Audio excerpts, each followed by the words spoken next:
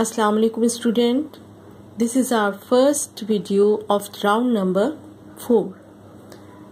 We have done 3 chapters.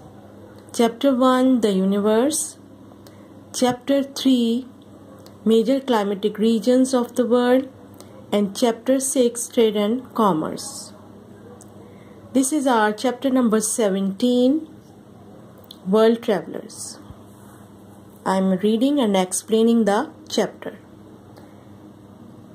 Today, when we can travel from Karachi to Islamabad about 13 kilometers in 12 to 14 hours by train, 18 hours by car, or 2 hours by plane, it is difficult to imagine travelers 5 or 6 centuries ago who could manage at most 60 to 70 kilometers in a 10-hour day on foot or horseback under the best conditions with some rest days.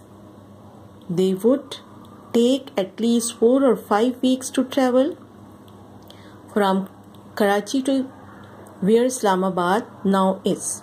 Yet some travelers in the past did cover almost unbelievable distances. First, I want to tell you world traveling. What is world traveling? अल्लाह की ज़मीन बहुत वसी है, इंसान ने उसे दरियाफ्त किया। पहले ज़माने में फ़ासले बहुत ज़्यादा होते थे, बीच में समंदर हाइल होते थे, बड़े बड़े मैदान हाइल होते थे, और इस वजह से वर्ल्ड ट्रैवलिंग मुश्किल थी। और इसी तरह एक्सप्लोरर जो थे उनको बहुत ज़्यादा मुश्किलात का सामना करना पड़ता था। एक्सप्लोरर्स कौन होते हैं? Who are the explorers? A person who by means of travel, notably an expedition, searches out new information, जो किसी जगह का पता लगाते हैं, किसी जगह को घूम कर नई नई जगहों को दरियाफ्त करते हैं, वो एक्सप्लोरर्स होते हैं।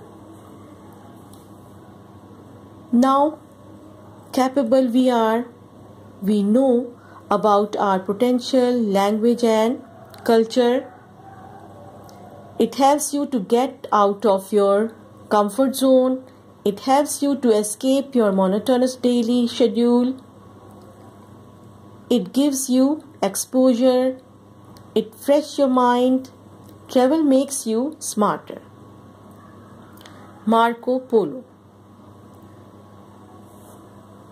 Marco Polo 1254 to 1324. A little before Ibn Battuta, Marco Polo, an Italian merchant, spent many years traveling through Central Asia to China. The Polo's father and uncle and young Marco were merchants from Genoa who traded mainly in Constantinople. What is Constantinople? Name of present day of Istanbul, previously known as Byzantium.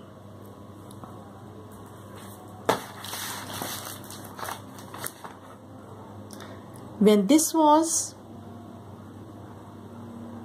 captured by rivals, they went eastward through Central Asia, Afghanistan, Tibet and Mongolia. To give some idea of the speed of travel in those days, it took the Polos 3.5 years to reach the Chinese capital, near where Beijing now stands. This was in 1275. The Polos became rich and very important to the Mongol government, and Kublai Khan refused to let them return to Europe. They lived in China for nearly 20 years till in 1292 they finally got permission to return to Italy if they accompanied a princess to Persia, where she was to marry a prince. They sailed with 14 ships and 600 men, but by the time they reached Hormuz on the Persian coast almost 2 years later, only 18 of the crew were still left alive. the Polos made their way back to Italy, arriving in 1295, and Marco Polo. Please turn your page.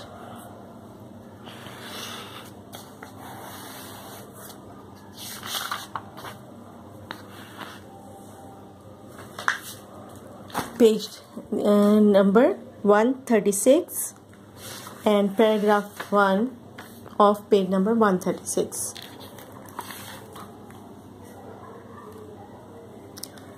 Became captain of a Genoese warship. Marco was captured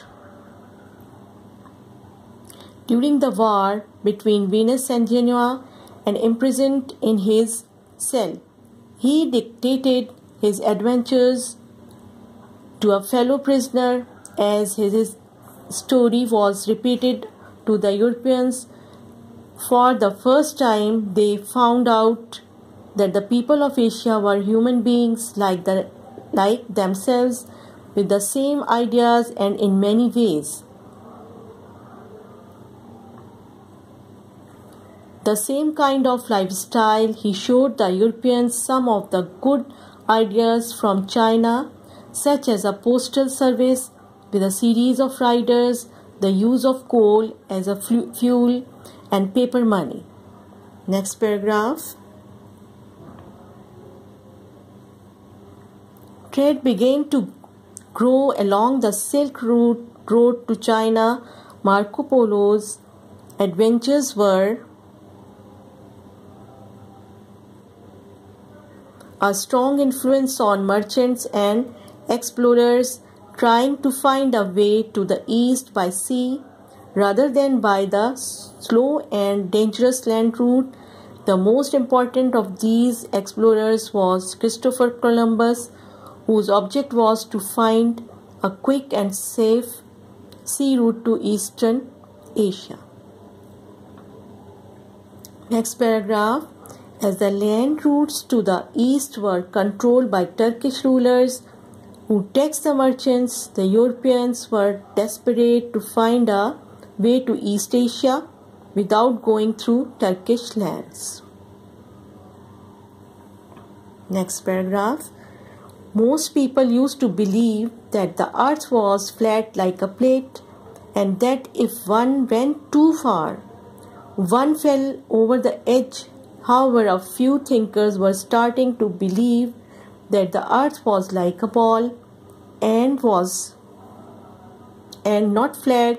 One Portuguese explorer, Bartholomew Dias, 1450 to 1500, was determined to find and sailed southwards along the coast of Africa. He crossed the equator and sailed on for many weeks, keeping close to the shore. Then the crew found that the sun was rising to the right hand side of the ship, whereas earlier it had been rising on the left. What had happened, of course, was that Diaz and his men had sailed right round the southern tip or Cape of Africa and were now sailing northwards. But Diaz's men they then controlled, and he was forced to return to Portugal. What do we call this cape today? Why do you think it was given this name?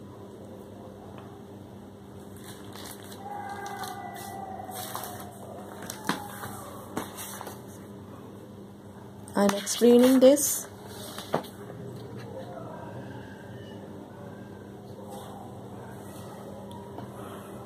The Polo's father and uncle and young Marco were merchants from Genoa who traded mainly in Constantinople.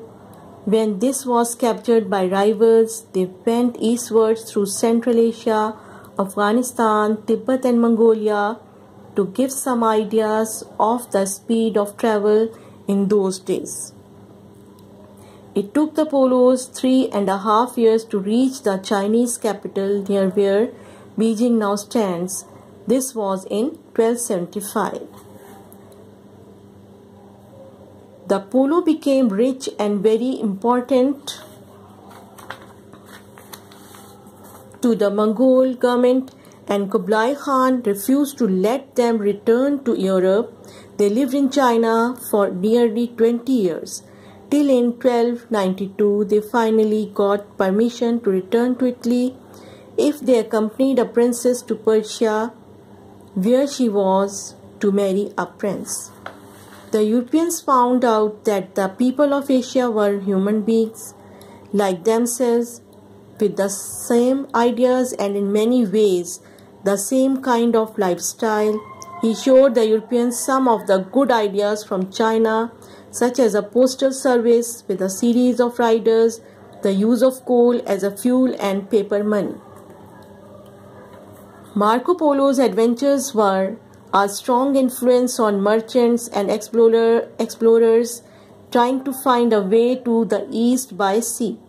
The land route was slow and dangerous, as the land routes to the east were controlled by Turkish rulers who taxed the merchants. The Europeans were desperate to find a way to East Asia without going through Turkish lands. In next video, I will explain the next heading. And now, thank you so much.